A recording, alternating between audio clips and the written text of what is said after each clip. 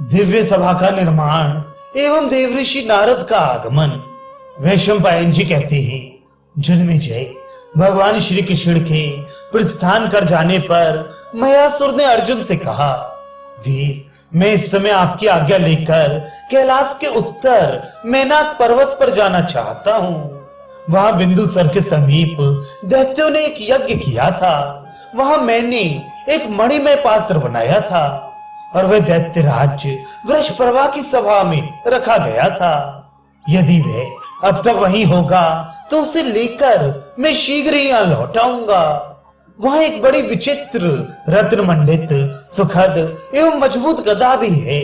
उस पर सोने के तारे जड़े हुए हैं।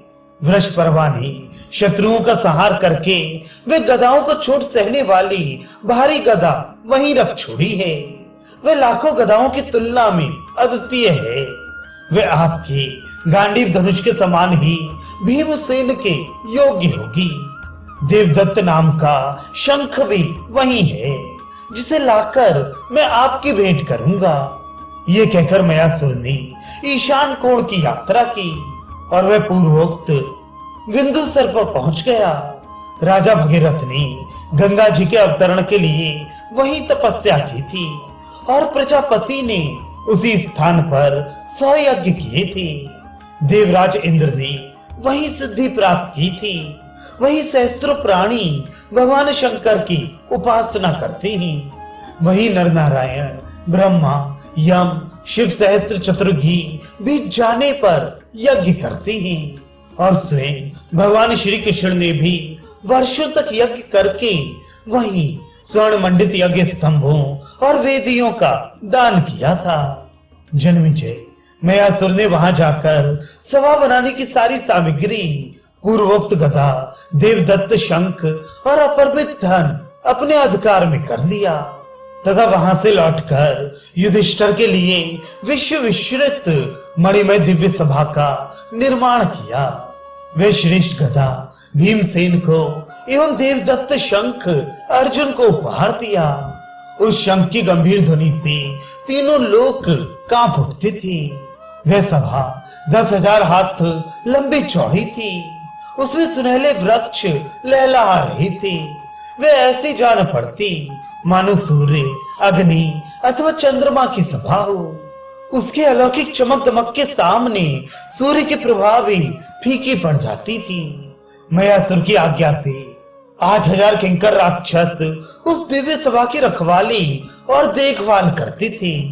वे आवश्यकता होने पर उसे दूसरे स्थान पर भी ले जा सकते थे। उस सभा भवन में एक दिव्य सरोवर भी था।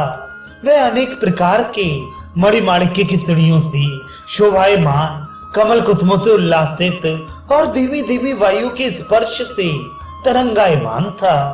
कितने ही बड़े बड़े नरपति भी उसके जल को स्थल समझकर धोखा खा जाते थे।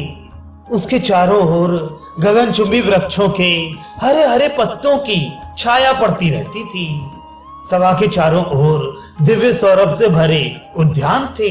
छोटी छोटी बावलियां थीं, जिनमें हंस, सारस और चकवा चकवी खेलते रहते थे। जल और स्थल की कमल पंक्तियां अपनी सुगंध से लोगों को मुग्ध करती रहती थी। मयासुर ने केवल 14 महीनों में इस दिव्य सभा का निर्माण करके धर्मराज युधिष्ठिर को निवेदन किया। जन्मेजय, धर्मराज युधिष्ठिर ने शुभ मुहूर्त आने पर 10,000 ब्राह्मणों को फल, कंदमूल, खीर आदि तरह तरह के पदार्थों का भोजन कराया। उन्हें वस्त्र, पुष्पमाला, छोटी बड़ी सामग्री आदि से तृप्त करके प्रत्येक को 1,000 गौओं का दान किया।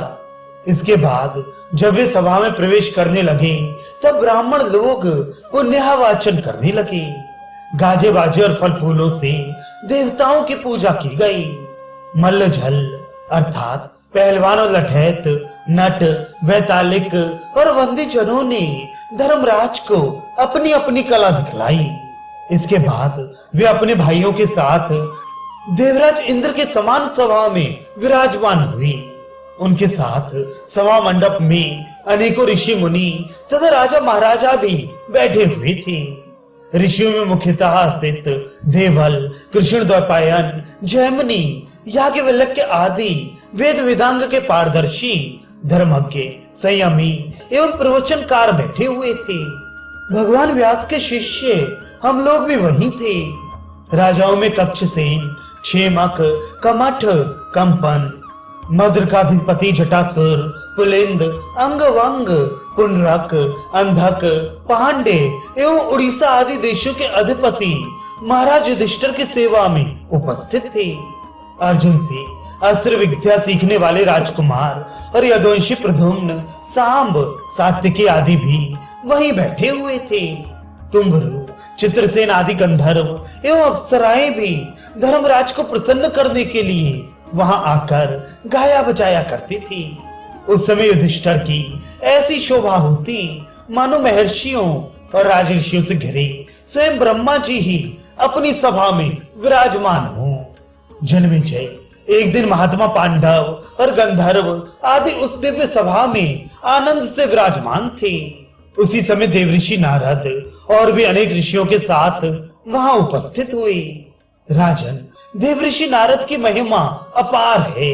वे वेद और उपनिषदों के पारदर्शी विद्वान हैं। बड़े बड़े देवता उनकी पूजा करते हैं। इतिहास, पुराण, प्राचीन कल्प और पूर्वोत्तर मीमांसा की विद्वता में वे बेजोड़ हैं। वे वेदों के 6 अंग, व्याकरण, कल्प, शिक्षा आदि को तो जानते ही हैं, धर्म के भी पूरे मर्मज्ञ हैं। वे वेद के परस्पर विरुद्ध वचनों की एक वाक्यता, एक में मिले हुए वचनों का कर्मों के अनुसार पृथक्करण और यज्ञ के अनेक कर्मों के एक साथ उपस्थित होने पर उनके संपादन में अत्यंत निपुण हैं। वे प्रगल्भ वक्ता, स्मृति युक्त मेधावी, नीति कुशल एवं सहृदय कवि हैं। वे कर्म और ज्ञान के विभाजन में समर्थ हैं। वे प्रत्यक्ष, अनुमान एवं आप्त वचन के द्वारा सब विषयों का ठीक ठीक निश्चय करते हैं और प्रतिज्ञा, हेतु, उदाहरण, उपनय एवं निगमन इन 5 अंगों से युक्त वाक्यों के गुण दोष खूब समझते हैं। बृहस्पति के साथ बातचीत होने पर भी वे उत्तर प्रत्युत्तर करने में विशारद हैं। धर्म, अर्थ, काम और मोक्ष चारों पुरुषार्थों के संबंध में उनका निश्चय सर्वथा सुसंगत है। उन्होंने 14 भुवनों को ऊपर नीचे, आड़े टेढ़े प्रत्यक्ष देख लिया है। सांख्य और योग दोनों ही मार्गों को वे जानते हैं और देवताओं तथा असुरों के प्रत्येक विचार की टोह रखते हैं। मेल जोल और वैर बिगाड़ के तत्व को भली भांति जानते हैं और शत्रु तथा मित्र की शक्ति का रत्ती रत्ती ज्ञान रखते हैं। सुलह, बिगाड़, चढ़ाई, फूट डालना आदि राजनीति और कूटनीति भी उन्हें पूर्णतः ज्ञात है। और तो क्या, वे सारे शास्त्रों के निपुण विद्वान हैं। वे युद्ध और गायन दोनों के प्रेमी हैं। उन्हें कहीं भी आने जाने में कोई रुकावट नहीं है। ऐसे ऐसे अनेक गुण उनमें हैं। उस दिन वे लोक लोकांतर में घूमते फिरते पारिजात, पर्वत, सुमुख आदि ऋषियों के साथ पांडवों से मिलने के लिए उनकी सभा में आ पहुंचे। उन्होंने मन के वेग के समान वहां आकर प्रेम से धर्मराज को आशीर्वाद दिया। जय हो, जय हो।